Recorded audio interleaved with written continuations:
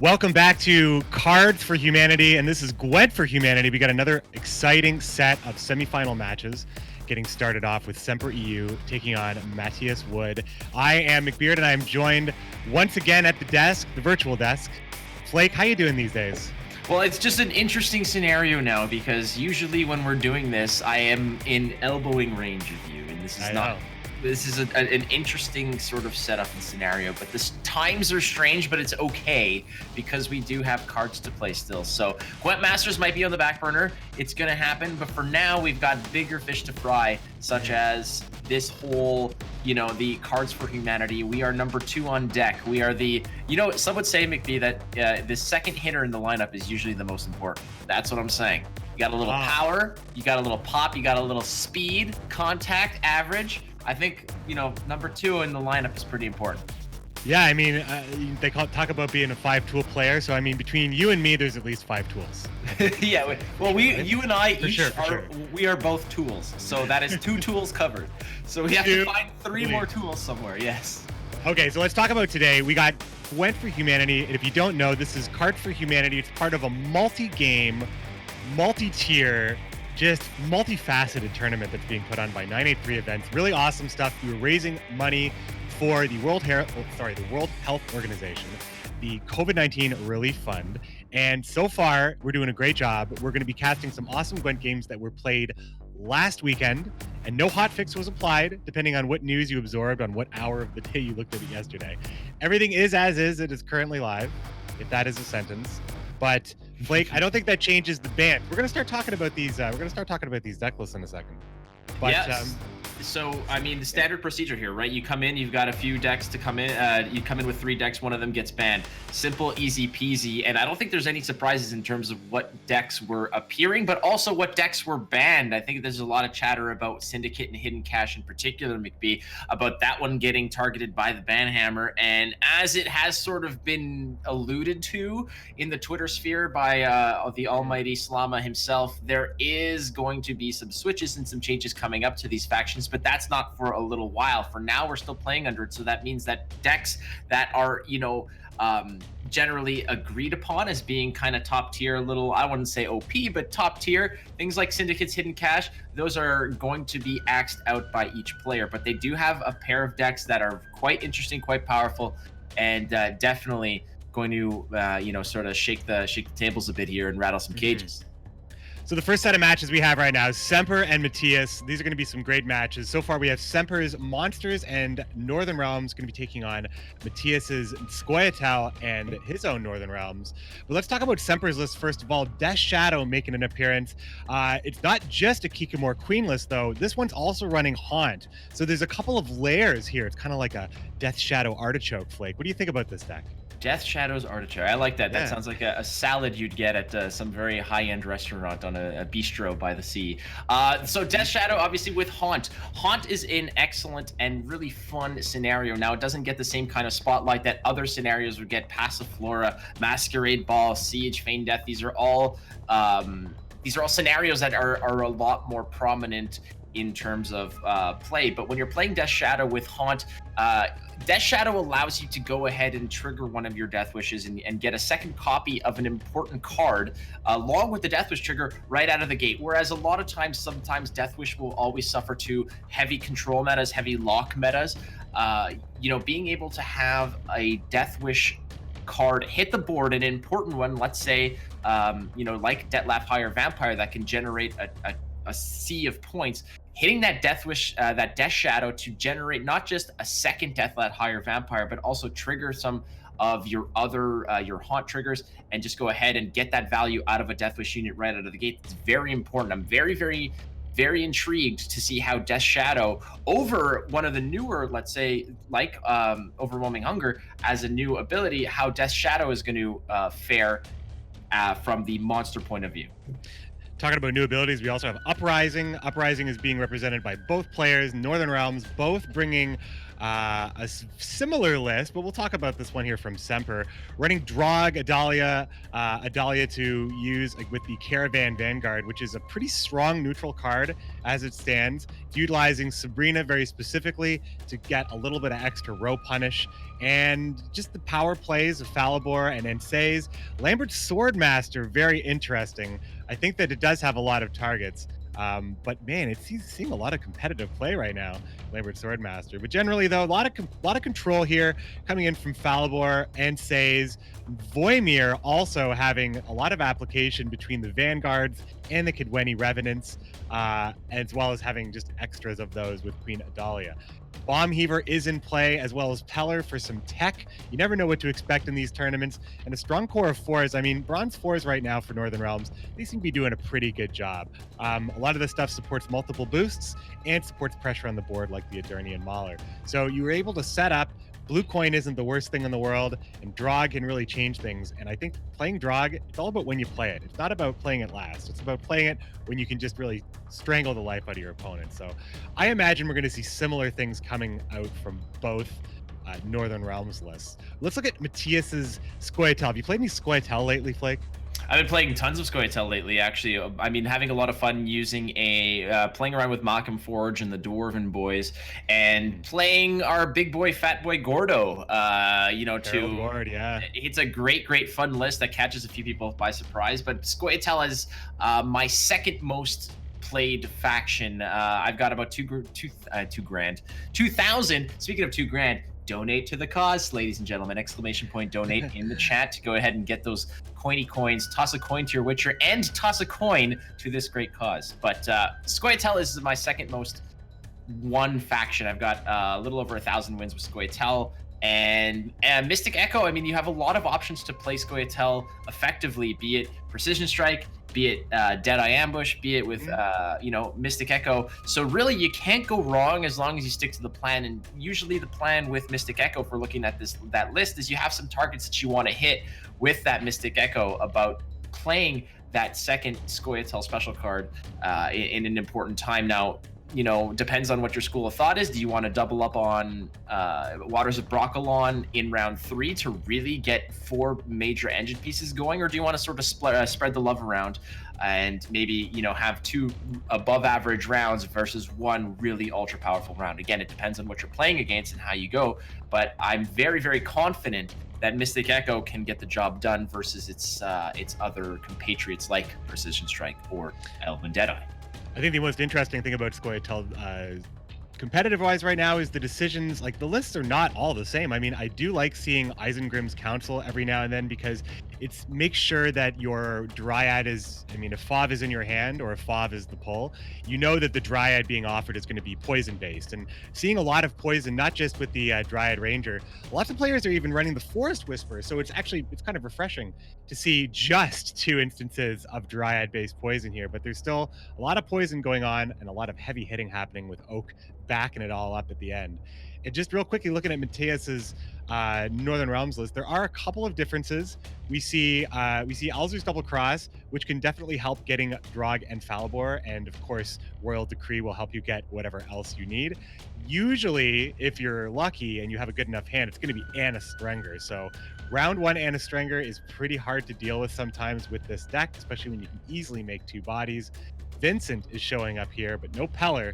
Just some slight differences. But yeah, I mean, we're going to see a lot of Northern Realms, I think. We're going to see a lot of Northern Realms today. I think these lists look pretty solid. I will say this, I definitely whiffed on my anticipation of what the impact of Uprising would be. I didn't think that this was going to be that much of a meta-shaking ability once it hit the board with all the other new faction abilities, but I was completely wrong, and I'm gonna be mad about it. I know that I will admit when I was wrong, and boy was I wrong about this. I thought that this was going to be a easily forgettable ability, but here we are talking about it and appearing in tournaments on both sides. Not as strong as Hidden Cash, obviously, because it survived both bans, but we will see Northern Realms today, and it's going to be fun to see Uprising, one of the new stars that have been released in terms of leader abilities, and how it's going to deal with, against monsters, against Mystic Echo. So we'll see how that one shakes out. Yeah, I mean, Uprising. I've talked about this. Uprising there was very little opportunity cost for Northern Realms because they were just running like Vicious Slash and Mobilize at some points. But really, I think Northern Realms was just looking for a leader that they could just like rely on for points and in like a number of different situations. Like Mobilize, very specific, right? But this one is just put the boost on anything, protect an engine, get extra points at the end. I don't know. It's very very versatile in its simplicity. So That's it. Northern Versatility is Realms is important. making it work. Versatility is important. High ceiling on point generation as well, which is also great. Anytime you can sort of punch above your weight with a leader ability, when you can go above and beyond a reliable, let's say 8 or 9 points that your leader is going to provide, Uprising can definitely sort of hit above that. So that's really, really a part of its appeal as well. Right on. Let's hit it. Let's watch some games, Flake. These are going to be some great games. Semper versus Matthias. And we're going to see what the opponents are going to queue in with in just a moment. Well, that's part of it, right? I mean, part of the head games. I think we see some monsters versus Northern Realms. There we go. Semper's going to come in with that monster list, the Haunt list that I'm very excited to see shake out. Again, like I said, Haunt doesn't get the love that it sometimes otherwise would get if it wasn't for its equally strong and however more popular scenario compatriots. And looking at what to toss away over here, double Foglet. That's an easy pass on that. So this is interesting because Matthias is running Bomb Heaver in his Northern Realms list, but is not running it in his Scoia'tael list. So this was actually a good queue in for Matthias. He just needs to find that Bomb Heaver on his side. He's going to take a look here. It's going to be open deck lists as well, as far as I know. So there's no secrets here. Knowing that you're coming in versus Haunt, you probably want to be, taking every opportunity to mulligan to find that nail in the coffin that would be the Bomb Heaver. And again, Bomb Heaver is definitely a card that gets its share of hate mail and death threats. But I mean, it's one of those cards that if you have it, it's a game changer. If you don't, well, buckle up and figure out another way. And looking at the hand over here, lots of gas there. We got Eager, you have the Hound for some point generation, some passive there, and some thinning with the Foglet. We're going to see the lead off with the Penitent. This is a pretty cool card added pretty recently. It's able to tutor out a 7-point card out of the deck on Death Wish. So one of the reasons why Haunt may do decent work for Semper, even if the Bomb Heaver does show up, is you are able to play 2 Death Wishes in 1 turn. Meaning if you have a Death Wish card already on the board, when you play Haunt, you will get 2 procs. And here comes the Foglet, one of the best things to get a consume on early on. To get the thinning, although we haven't seen a lot of thinning these days. Semper now setting up the Radovid's Royal Guards and choosing. Yeah, this is a pretty standard opening here for Northern Realms. Yeah, a little bit of extra pressure on. Non-committal. I mean, these are cards that are not going to make or break the game here. And here we go, going in and just getting a little extra spice with those Thrives before perhaps dropping the Indrega Warrior to trigger both Death Wishes. Get Pugo. Yeah. The Boom Blaster comes out of the deck with that consume, but there's no rush here. Looking at, there's not really many locks or anything to really to worry about. Here. This is a safe play over here. You don't want to take away the point generation that is going to be a nuisance going through, and Drek is going to come through, create some thinning times this is 2. Huge. Look at this tempo right here. A little bit of extra thinning, a little bit of tactical advantage. But how important was that Adernian Mauler giving that extra 2 damage to kill the beast, meaning that Matthias did not have to use any leader ability on Unstays to get that extra reach on the beast. So still rocking 4 out of 4 charges, but at this point, even playing on the red coin, he's going to have to make up a lot of points here, and he's going to have to start committing big things, because the little things, like the Scytheman and the Radovid's Royal Guard, are going to be a little bit harder to speed ahead with when things like Igurn are dropping for 13 points. Igurn is such an important card to the monster faction. It is just it provides such crazy tempo against a pass where you can kind of come back and really steal around. Obviously the armor just diminishes as the rounds go through, but in this case, just getting it into the graveyard is not necessarily a bad thing, as you do have Osriel in the deck to just recover all those points. That's what he's there for. Not to mention, you can always protect Igurn, the points on Igurn, by just consuming it, with something else. So you do have the consume. The Barghests are in the hand to make those consume. You have another Endrega Warrior as well, if need be, but you're just sitting comfortably at a 22-point lead. You are a card down, and you're getting to that threshold of 4 cards where it becomes a very high committal, a high committal zone where you want to commit more cards or not. It becomes a little bit more, more consequence.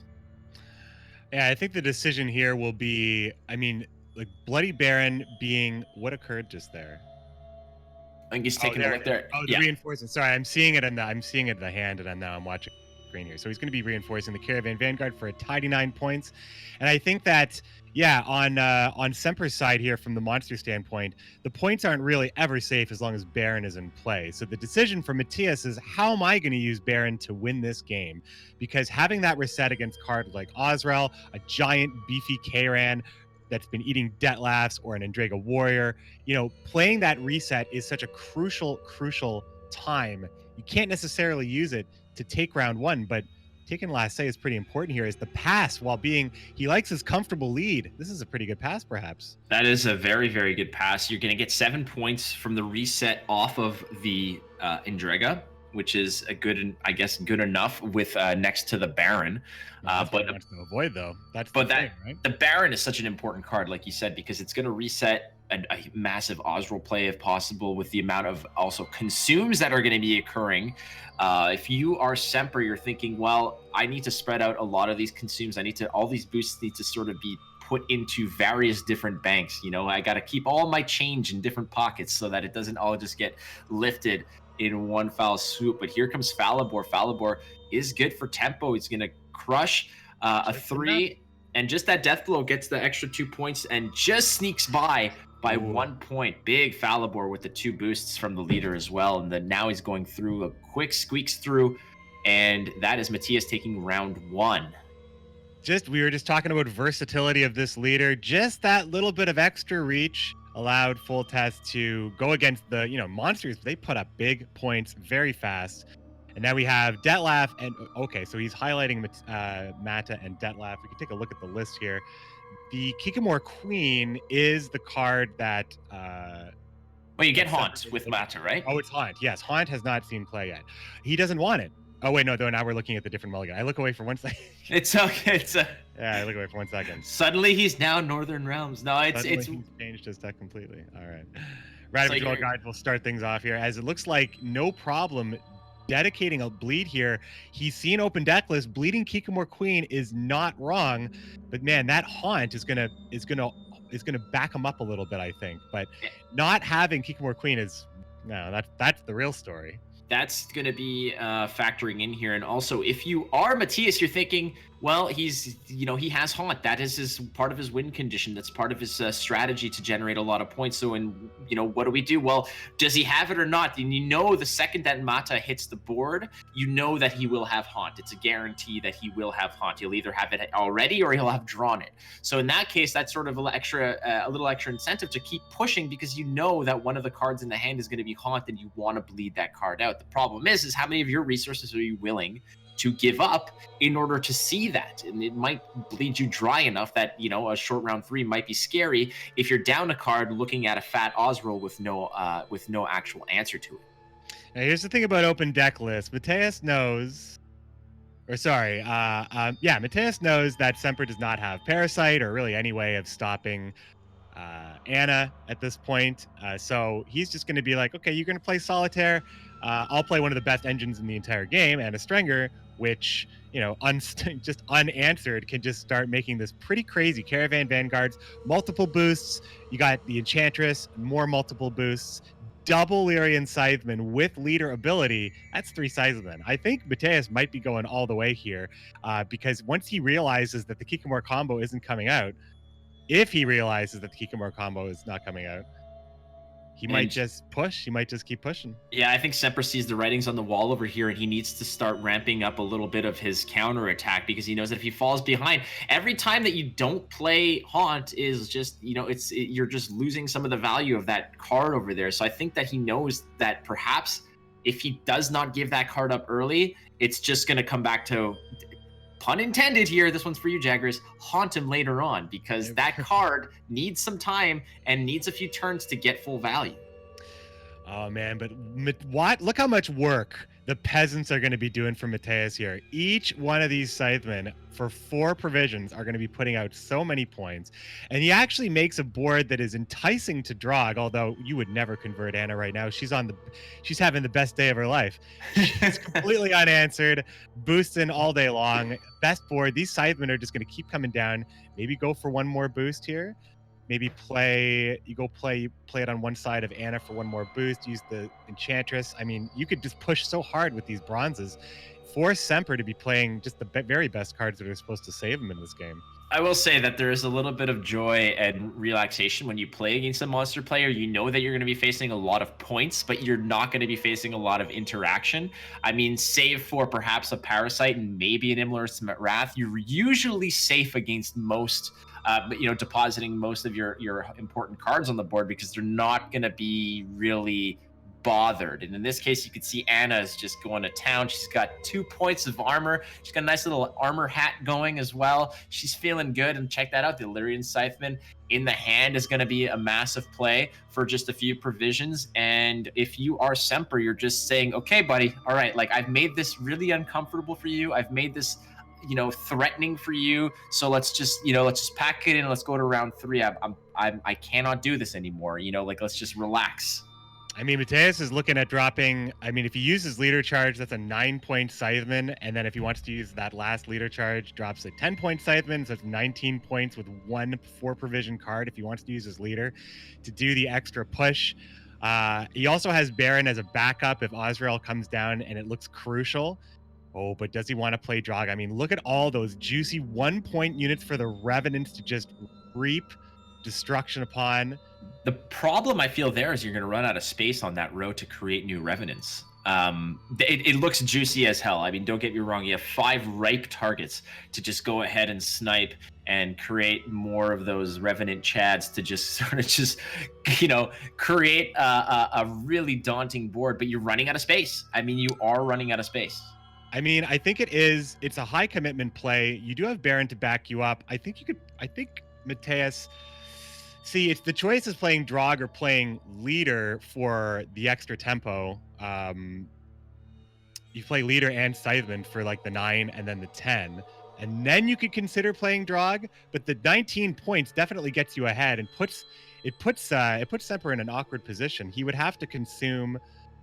I mean, I don't necessarily think, Detlef, he'd have to play Detlef. Oh, it's going to be the Drog. I think that there's a couple of decisions you could make between Drog and Scytheman. So it's going to be Drog. That is saying, I'm ready to go to town. We know there's no Glusty Warp, open deck list here. So those ones are just going to be feasts for the Revenants. And even though the row would eventually run out of space, there's still points. Like each of that represents 6 additional damage. All right, you've got how many points? You have 1, 2, 3, 4, 5, 6. Yeah, so you can create another 2 Revenants on that row. So another 6 points of actual just beef, on the board. But in this case, it's more so the pings and the removal from your opponent that's going to be important. Kran's going to come through and he's going to find some tasty snacks. It looks like Detlef is going to do his duty and die repeatedly. Yes, pretty much. I mean, worst job in Gwent. Essentially, what are you there for? It's like, oh, when they were giving out all the abilities, it's like, oh, I come back twice, so I know what I'm here for. It's essentially to be fed to the monsters, and there it happens. I mean, you just eating it once, not necessarily getting the second tick off that, because again, Baron could just go ahead and negate all of those points. So just enough to get ahead, and a 16-point lead is nothing to sort of shake a stick at. And even though you have 6 Revenant pings ready to go, the generation on that row is going to cap out at another 2 Revenants. I think I like the play of boosting Drog, boosting Revenant, playing Scytheman, and then boosting Scytheman, and then playing the Scytheman, then going Revenant crazy. Well, I guess you could kill first. Instead of boosting Drog, you boost the Revenants that need to survive, I guess. He's counting it up. Flake. We know what's coming here. Oh, yeah, this is going to be a time to sow. Be great. Time to die. Let's see this, Scytheman. Is it happening? I mean, it is the first line of defense. He has to process. Oh, he's going to play the Scytheman without leader. Hey, it's still a good play. That's fine. Like I said, yeah, that's still an 8-point play that puts you ahead. You're still buying cards out of your opponent's hand, is what you're doing over there. Even though it is a big play, the 8 points is pretty massive. What you're looking at more so is just the provision, commitment to that turn versus what you're buying out of your opponent. So that 4 provisions out of you, if you're going to get a massive piece out of your opponent, that might indicate your pass or play next turn. And in this case, he just got another Endrega Warrior out of his opponent. So he's like, well, that's not a massive piece. What do I do here? But like, look at that. Look at what's left in that hand. The Caranthir is not a big deal. That is not really that great. The Ozreal's enough to take it after Baron. I think Mateus may have made an error not going. If he was going to push all the way, he should have used leader. Now he's using leader. But the thing about using leader last turn is I don't think Semper had a good enough play to get ahead to like account for like that extra 9 or 10 points that the leader would be providing for on Mateus's side, because Ozreal would have to come down, which means that Baron would get full value.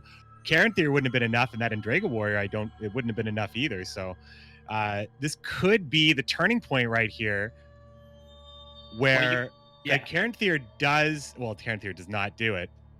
Oh, there it is. There he does actually commit that final play, so that this does change things. So now you have Caranthir, which is not great, and Ozreal. 14 points isn't going to be enough.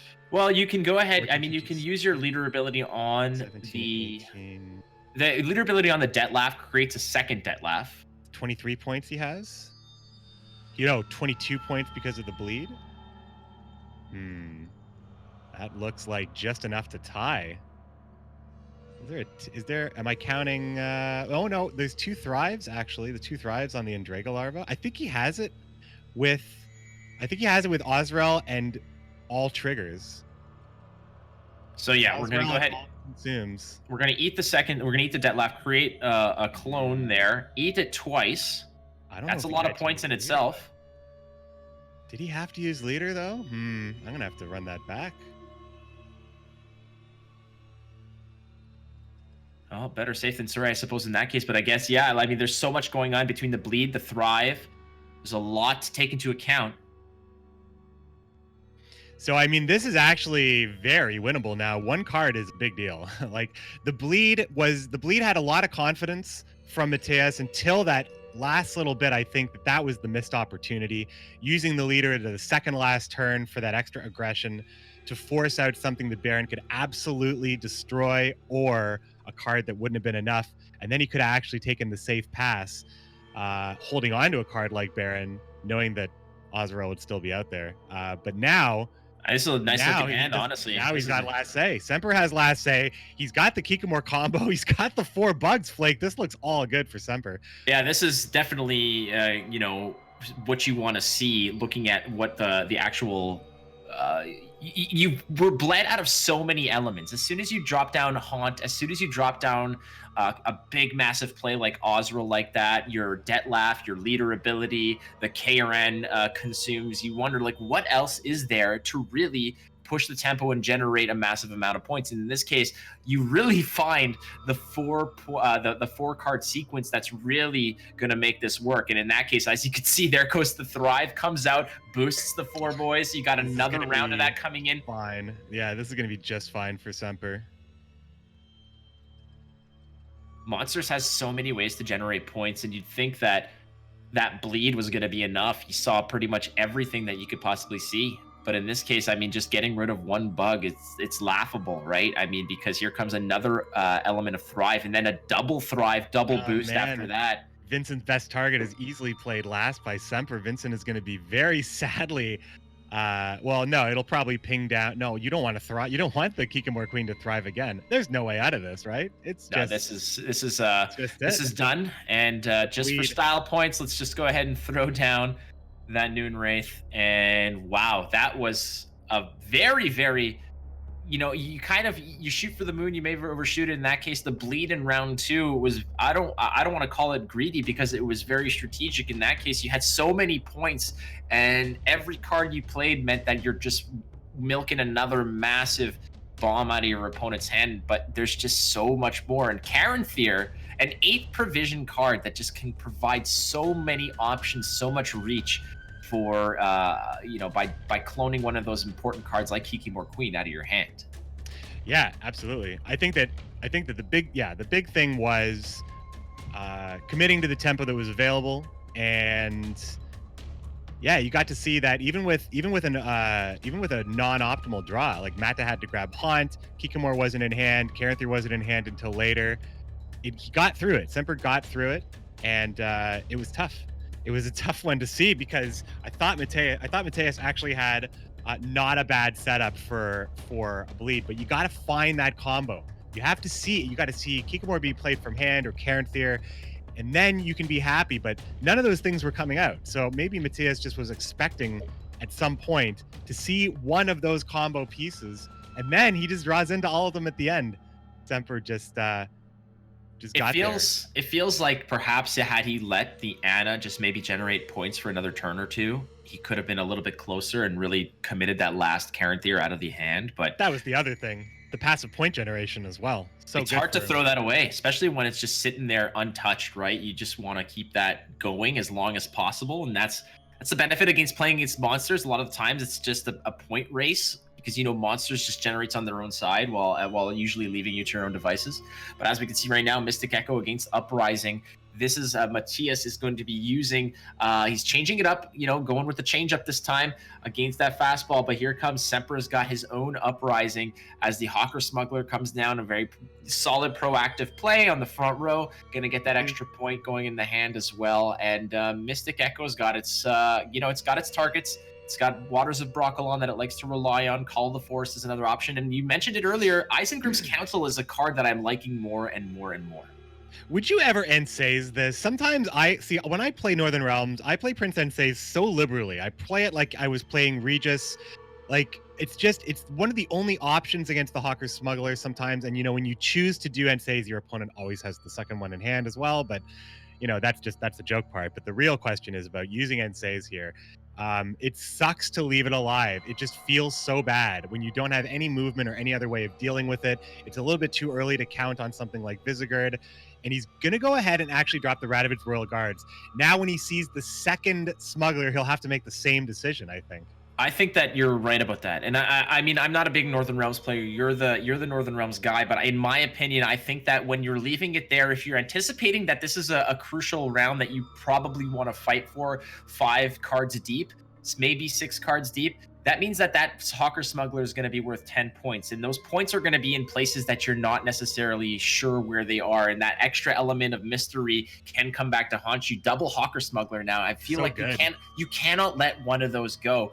And so I think that Prince Ansays, I mean, what is he there for otherwise? He's not there necessarily to win you the game. He's there to be a tool, in my opinion, to get rid of threats that are going to be just snowballing like this. And in that case, double Hawker Smuggler. The option here, in my opinion, since you're on the red coin, is maybe I save Ensays and I just get out of this round ASAP and try to mitigate that point generation by just pulling the chute on this round a little early. But in this case, he's going to go ahead and take one out and try to curtail that hand buff going on. So the cool thing about Uprising is a lot of the gameplay, especially around the early game, starts around that first charge. What are you using it on? If you use it on Anna, are you using it to protect something specifically, or are you using it maybe on Ensays to get a higher duel out? Because Ensays gives you just a lot of versatility in removal, but sometimes you have to spend a charge, so there's a cost associated with it. As the Kidwenny Sergeant's coming down here, just as a nice slow play that can be afforded. And the more you watch Mateus play from Semper's point of view, the more you get to see you see it every time a card is being played here. Semper is highlighting that Hawker Smuggler, like, okay, there was a point, there was another point. How many more points are in his hand? Where could those points be? Because sometimes you're playing around something and that just happens to be the thing that Smuggler buffed. That's you're completely correct. That's why the Hawker Smuggler can be a dangerous card when you're thinking, okay, he's got I beat an oak. I'm ahead of an oak, but what if that oak ate one of those buffs? Or what if the oak ate two of those buffs?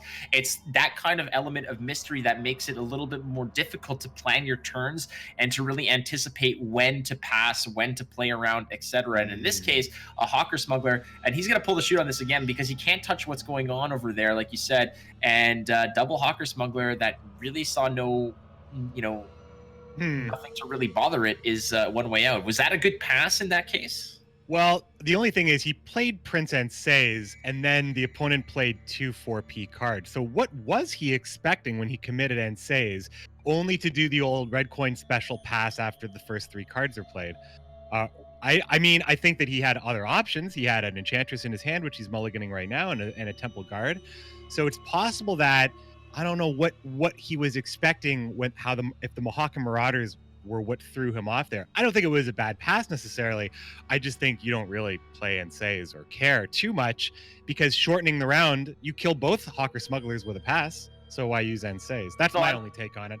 That's what I'm saying, right? Is that one of the ways to do it is when you see that second Hawker Smuggler come down is you just sort of commit 2 really low provision cards, something that's not essential, and you just walk away and say, all right, I'll eat the 4 points of buff that you got, and I'm gonna keep my Anseus for a future smash, a future removal. And as we can see over here, Fav is gonna go ahead and get Waters of Broccolan, and Tale as Old as Time, my friend. That is a combo that is just absolutely disgusting. But Falibor doing some work, getting rid of one of the engine pieces and a little extra spice on that Fav, and a little tap on the head for the other fledgling there, saying you're next. So Falibor and Lambert now spent, along with Anseis, every time in a safe position. Now, another thing is giving a pass to Scoia'tael Mystic Echo when you're Northern Realms and you're not running Philippa is also pretty risky because it limits your ability to deal with multiple engines, which Scoia'tael Mystic Echo is always doing. Always playing multiple engines in crucial rounds. We've already seen it happen once here with Waters of Broccolan, and we're going to see it probably in round 3 again with Waters of Broccolan and Figus, which we already see is in hand for Mateus. So Figus allows the defense and the proccing of the Harmony on the Dryad Fledglings. I mean, Mateus is in a pretty strong bleed situation if he feels like he can close it with something like Waters of Broccolan, Figus turn 1, Barnabas turn 2, Oak turn 3. That's an incredibly strong 3 cards.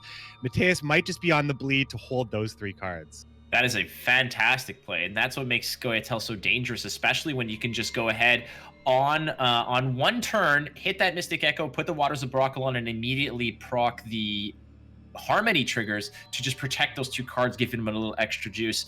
And as we can see over here, everything is just in full gear as Dryad, Gnome, Beast, Treant, and now Elf is just getting all this point generation. Harmony is such a dangerous keyword when you have everybody holding hands singing Kumbaya like that. And look at them. They're all in the green.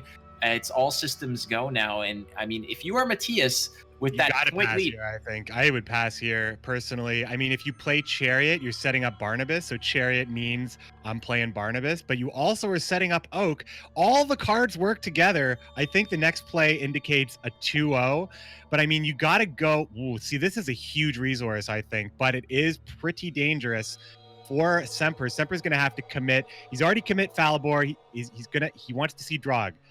Mateus wants to see Drog. Here's a low tempo play though, and I think that this might be an option for you to pass as well if you're up by so many cards, because you just played 4 provisions. 4 points. So good though. Oh, he's going all the way. Yeah, he's setting up for Oak. He's got full Barnabas, full Oak, 8 cards. What would be interesting now? Yeah, okay, so here comes a reset, little boost, put a little bleed on Percival. Yeah, make it hurt a little bit. Try to equalize. Try to close this gap. This is not this screams 2-0 to me. Like, this screams like he's going, he still hasn't seen Drog yet, so I don't think he's satisfied. Sabrina gets a lot of value, but Drog or Visigour do have to appear first, and then Mateus can say, see you later. That piece is too much. Oh, but hold on a second. He could block that row. He could place an 8th unit on that front row and then go ahead. Oh, Move, yes. and then move the Treant in. Oh, but he chose No, not but to. he didn't do it. Oh, and he could have moved. Then he would have been able to bounce the boar back. I mean, it's the same thing. I think he can still block it. Now Well, he can Drog still is do it out. now. He could just pass right now if he wants to. He could still do it now. He could go ahead. I mean, he's not going to get any value off that Treant anyways. If he plays the Great Yeah, Oak, he could do it. He could play the Oak to just eliminate one of those Revenants and then block the row from any Sabrina value. As long as he just keeps that the what is that, paper bacon, the wooden bacon in the front row, just sitting it there. I don't know if this is. I think he should have kept going, because look at this. Now I don't think so. I think you may be underestimating the power of Sabrina, Visigored. So Sabrina would have given a Revenant. Visigored would have had a ton of points. Leader would have been spent. The pass here means that the leader is not spent, which is of course very good for Semper to actually have a really good application with Visigored.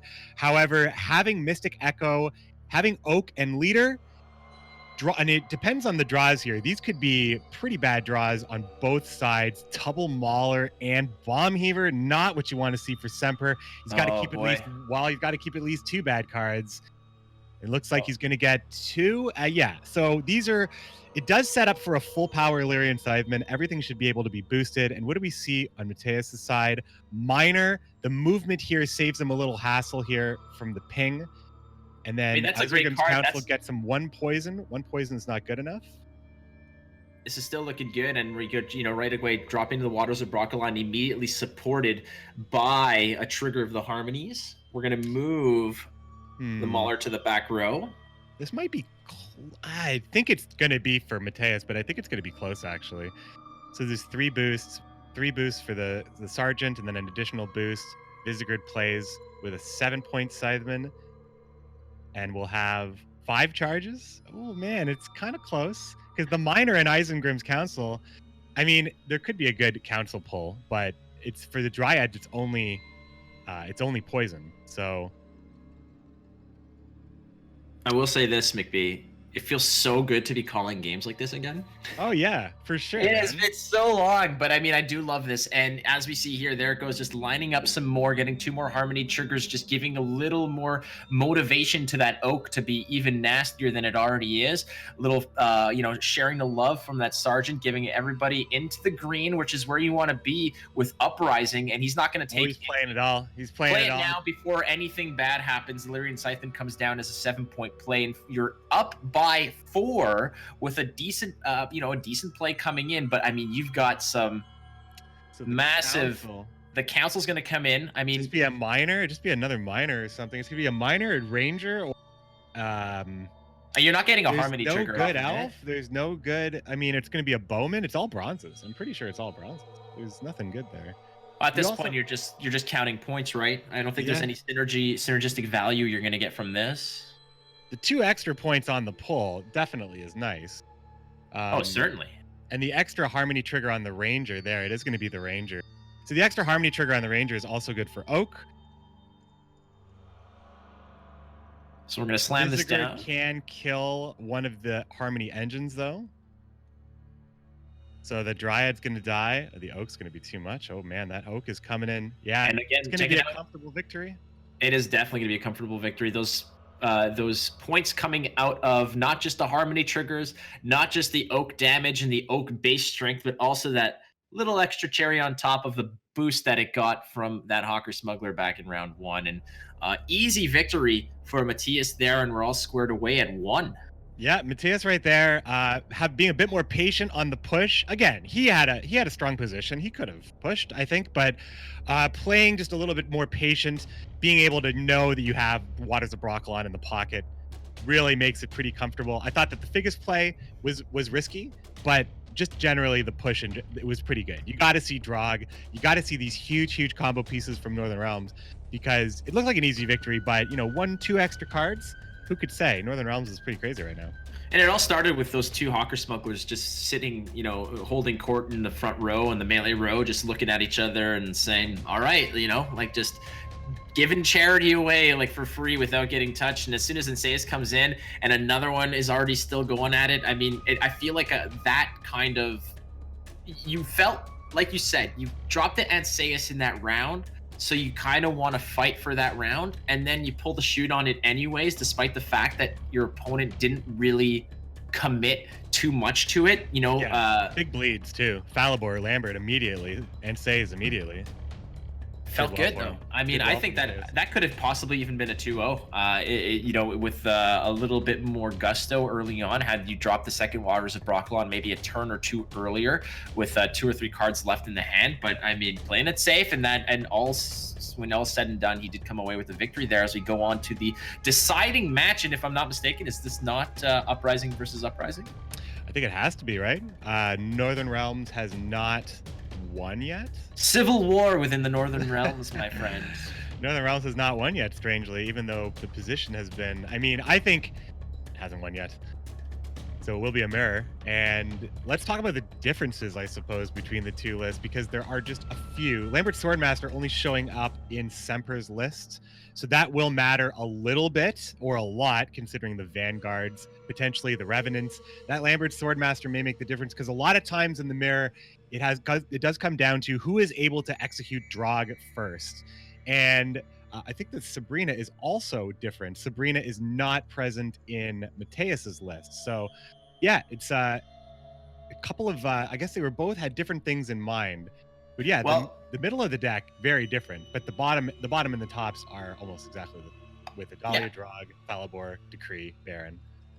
Falibor is a card that you can't really overlook. I mean, the point cap on that is quite significant. But like you said, Lambert Swordmaster and Sabrina, those are 2 cards that have really high ceilings in terms of impact if you can get them to go. And when everybody is a Revenant, Lambert likes to go ahead and not discriminate and just give them all a little slap. So we're going to see how this shakes out, like we mentioned. And I mean, Northern Realms is not my specialty, but I do like watching mirrors, and at that point, especially with open deck lists, a lot of the main cards, it's going to come down to who has to commit main pieces first versus who wants to commit them and really push. So if you're squeezing cards out of your opponent in uncomfortable at uncomfortable times, that's a really good way to sort of win mirrors. And in this case, going first, again, standard procedure, dropping the Royal Guard there. That's such a great card. I'm really liking this card, because it has so many implications, especially against an Anseus where you don't have to boost it. You can sort of just use one of your other low provision bronze cards to get the job done. And we've seen this before, right? I mean, this 1-2 punch is quite common as an opener. I think Mateus is probably interested in playing Anna as soon as possible, because he's on red coin. He has Royal Decree. He runs Anna, which Semper does not. So that would make it really hard for Semper to win on the blue coin, as it is going first is going to be something that Semper is going to have to deal with in the mirror. Something else that is also not always great going first. So being able to actually maybe ramp out Anna Strenger now, I would consider it personally, but Mateus is playing it safe. He's just going bronzy, bronzy, bronzy. He's another thing about committing cards is you kind of show your opponent what you have a little bit, especially when you start to get desperate. But sometimes being on the red coin in the mirror, well, we just see it. Semper is going to pass. It's going to make the opponent go down a card here and play from just a position of card advantage and just basically hope to never fall behind.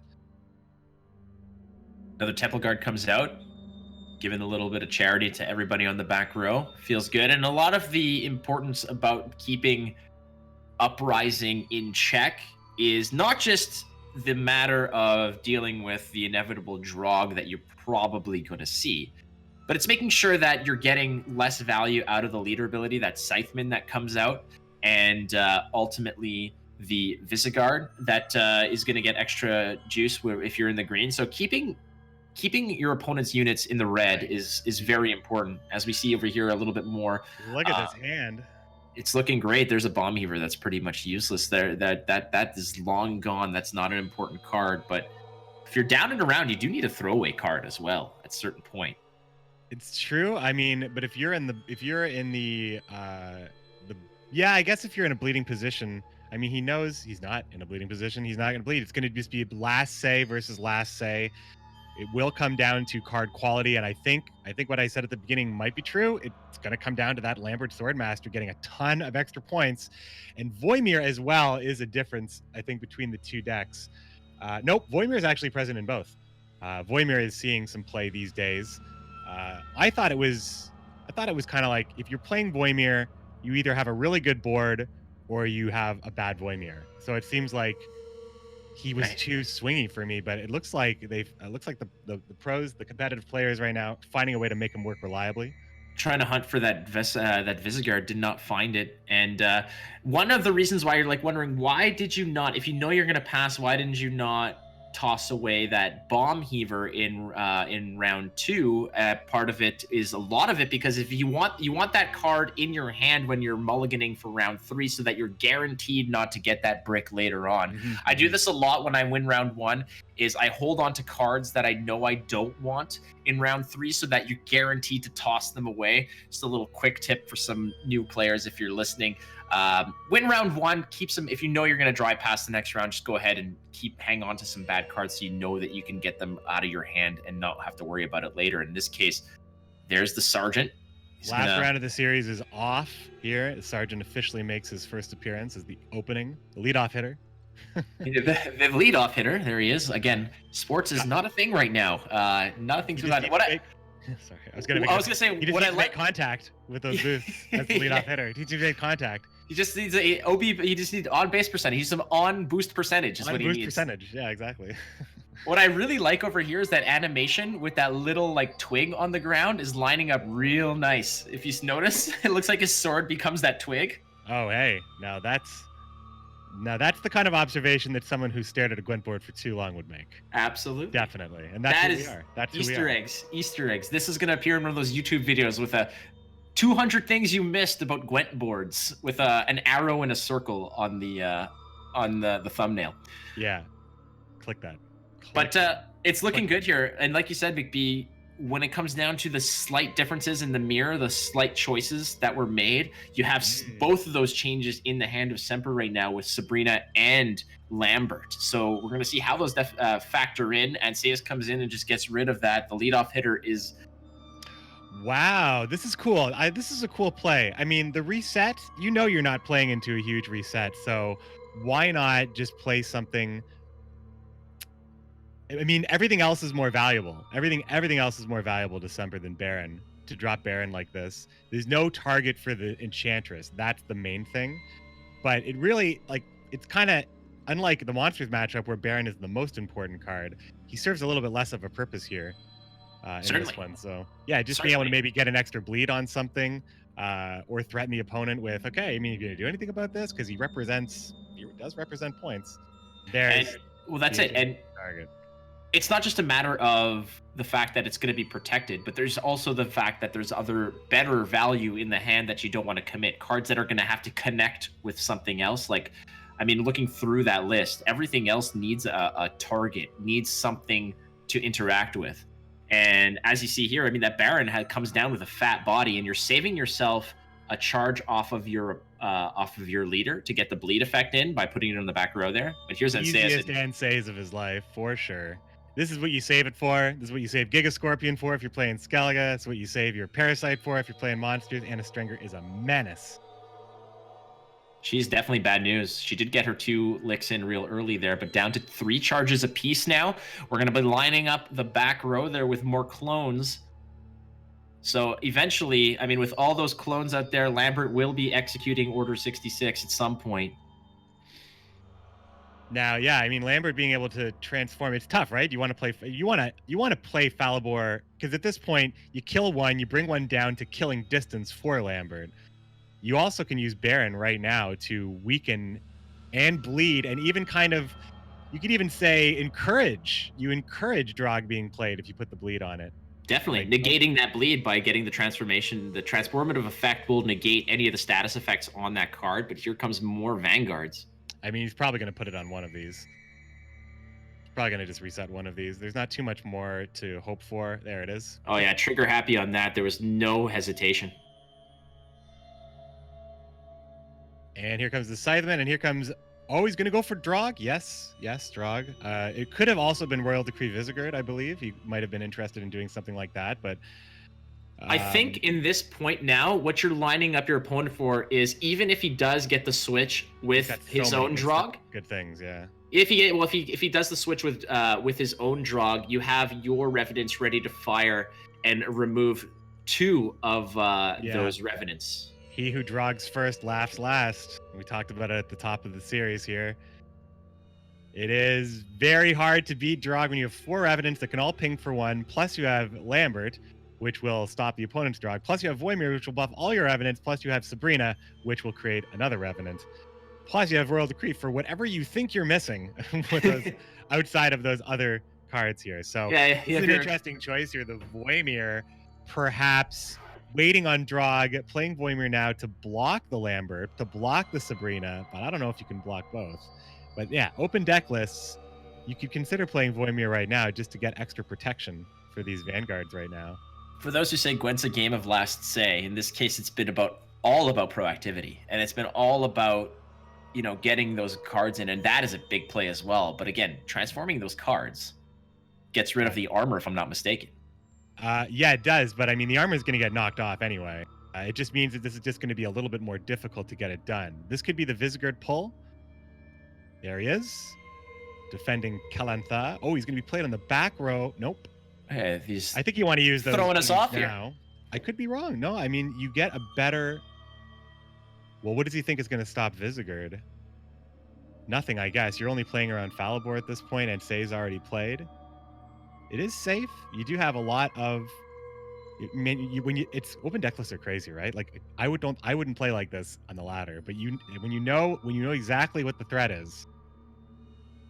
Well, that's a matter of it. It's just a matter of I know what you have. The question is, did you draw it? So you can prepare, and as the cards come out, you're kind of scratching things off of a list, and then eventually get to a point where you're like, well, you got 2 cards left and none of them scare me, so you play with a little bit more confidence. You can take risks like you do. For instance, playing the Baron. I missed this one. I just totally missed this one. I'm like, Visegard does answer it. Visegard is the thing that you're playing around, I guess.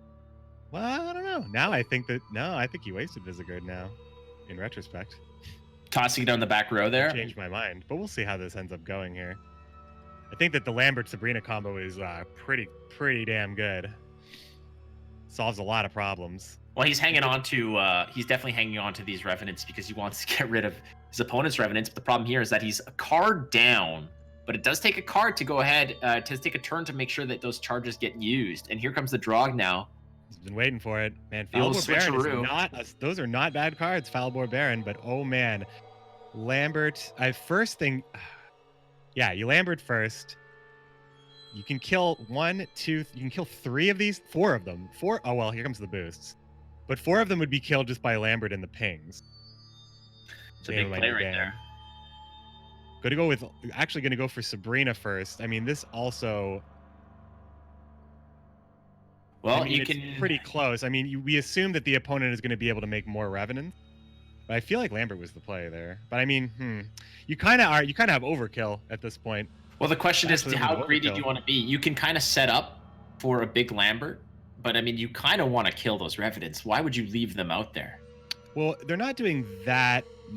I mean, I think that maybe he should have killed one of those Revenants at 2. Falibor's going to be. It may not matter, but it's this game is close right here. This game is close. Last say may matter.